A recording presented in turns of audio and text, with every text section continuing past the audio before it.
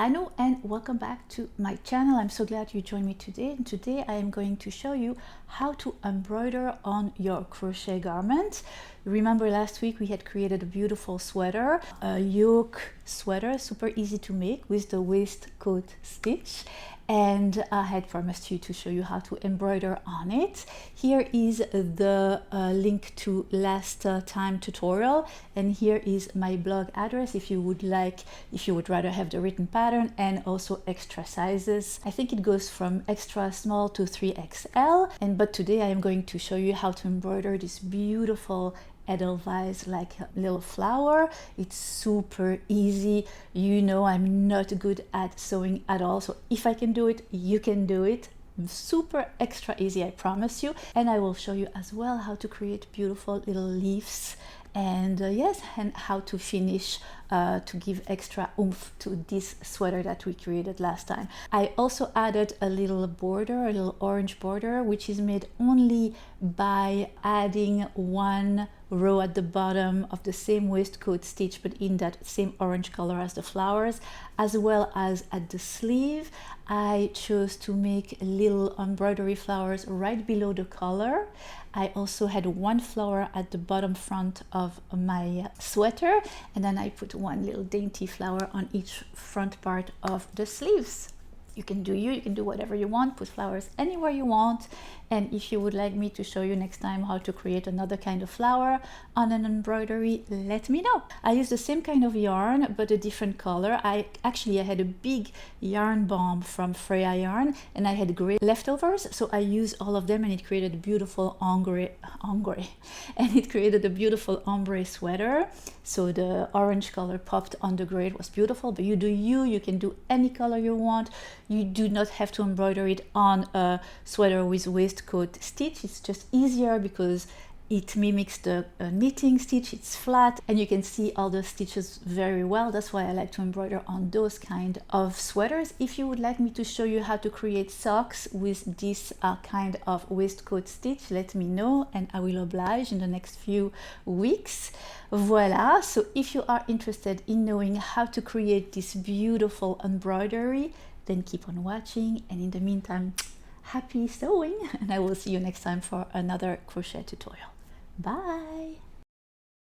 Hello everybody! Today I'm going to show you how to create those beautiful embroidery flowers on any of your knit. I used the same model that I posted last week on my tutorial, the Easy Fall sweater with the waistcoat stitch, which looks exactly like a knit stitch but it's crochet. And I'm going to show you now how to do it. It's super simple, guys. You know me, I am not very good at sewing, so if I can do it, you guys can do it super easy.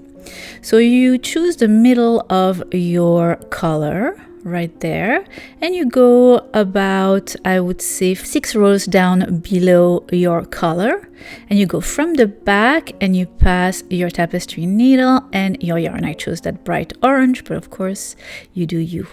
I knot my end so it doesn't really go through. I will sew in the loose end at the back later. Then I do a loop, and I hold the loop with my thumb, and I go back in the same spot I just passed my tapestry needle, but this time from the front to the back.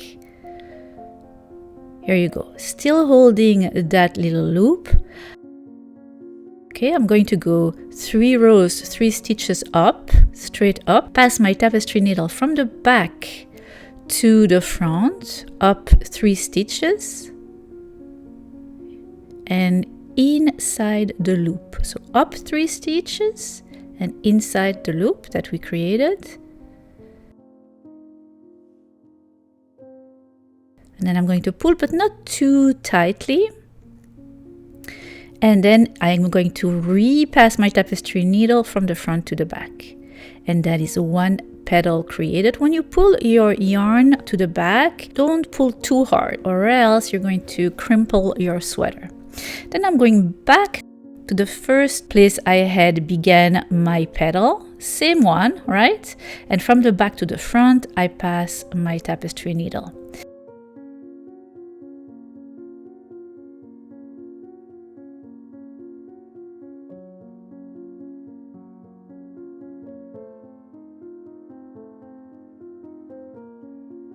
And then you're going to go back from the back to the front 4 rows below. 1, 2, 3, 4, and from the back to the front you're going to pass your tapestry needle through the stitch and through the loop.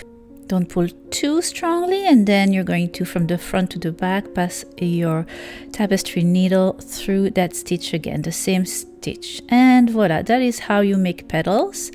And you created 2 petals. We're going to create now 2 more on each side of those, so horizontally now. Here we go, the side one, doing exactly the same thing, but now you're going to count 4 stitches from the middle. So you're going to do your loop, pass your tapestry needle through the middle. You're going to count 4 stitches to the side this time and repeat the same process. Pass back from the back to the front and through the loop and back through that same stitch. Third petal created. Now we are going to make one on the other side, opposite to this one. We have 3 petals, doing the 4th one, and that's going to just create the base of your flower. And then what we're going to do is just put petals in between those 4 petals that we created. Eventually the flower will have 8 petals in total. You can make, of course, as many as you want. You can only make 4, or even make more petals to make it fuller. I made 8, but again, the choice is yours.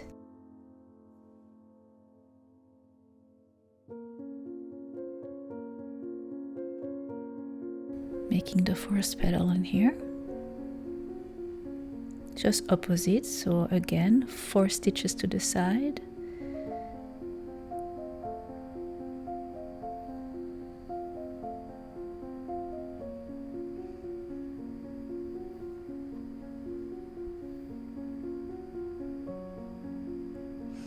And here we go, you have 4 petals. Now we're going to make them diagonally. I always think about Harry Potter when I say that. Diagonally. Diagonally? You get what I mean?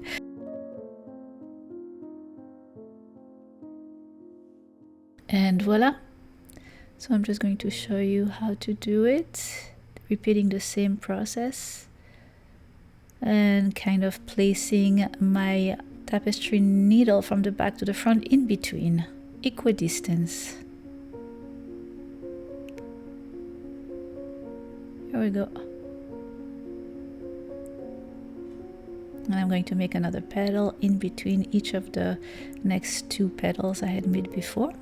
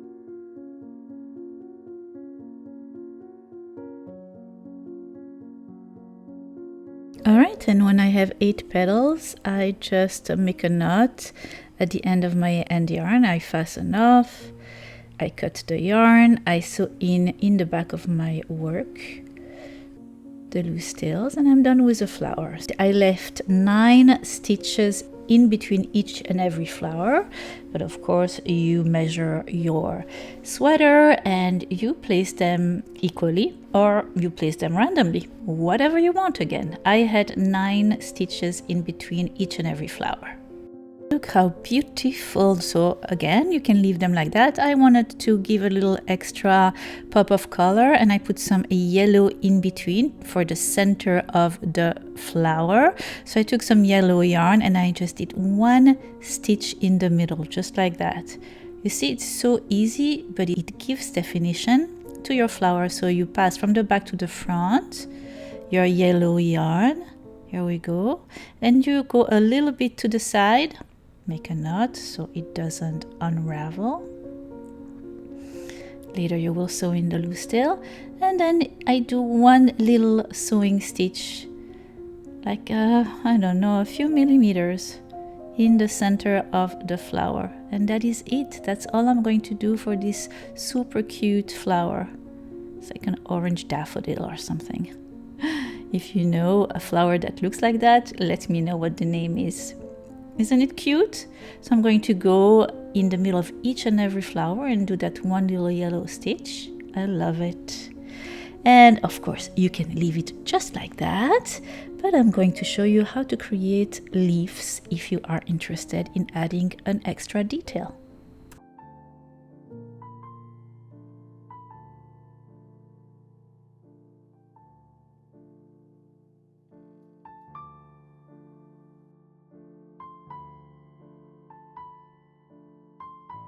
So I wanted to create leaves that were in between my flowers, and it's super easy again. So let me show you how to do that.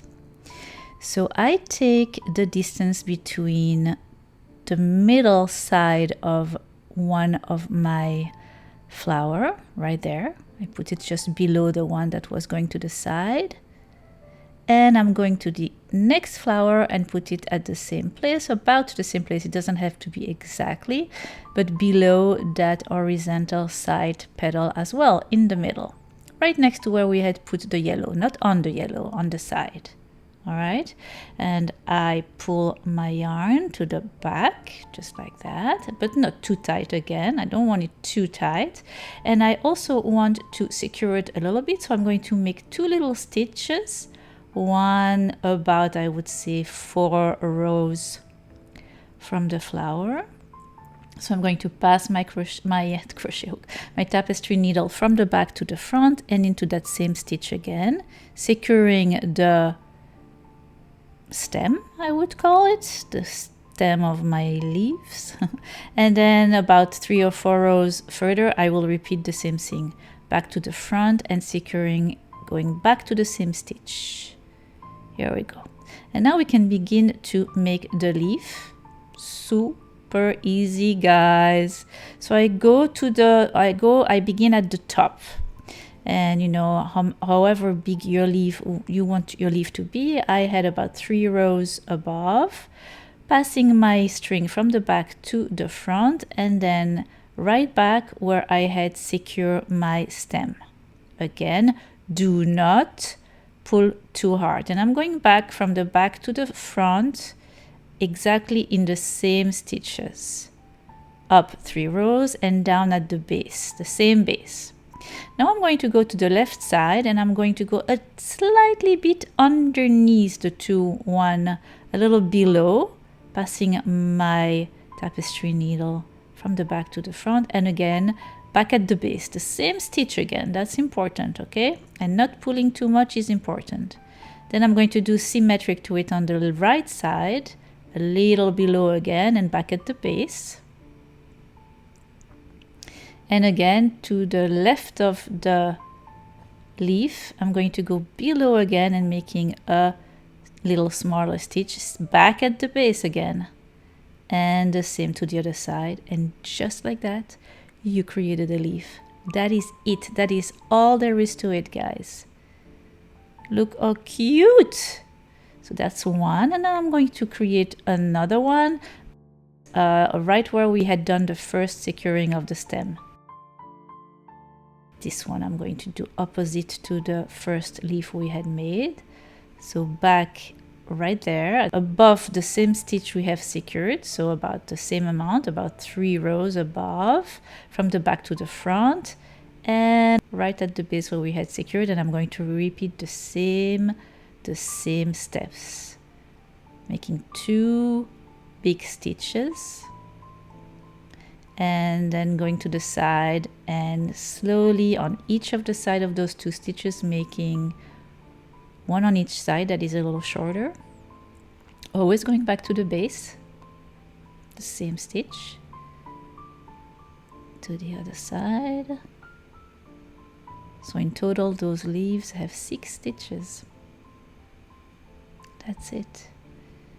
Here we go, and 2 more that are yet even shorter.